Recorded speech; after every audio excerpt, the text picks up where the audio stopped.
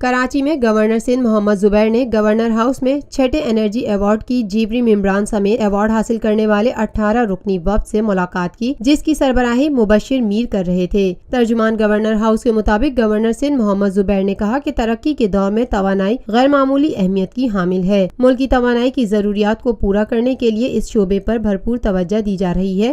وفاقی حکومت ونڈ، سولر اور ہائیڈرل انرجی سمیت دیگر منصوبوں پر کام کر رہی ہے۔ حکومتی اقدامات کے باعث 2018 میں نہ صرف ملکی ضروریات کے مطابق انرجی کا حصول ممکن ہوگا بلکہ طلب سے زائد بجلی بھی حاصل ہو سکے گی۔ اس ضمن میں حکومت انرجی شعبے پر سرمایہ کاری، ملکی سطح پر کام کرنے والوں اور بجلی کی تقسیم کار کمپنیوں کی بھی بھرپور حوصلہ افزائی کر رہی ہے۔ Lotus Lake Towers, a groundbreaking endeavor by Lotus Properties.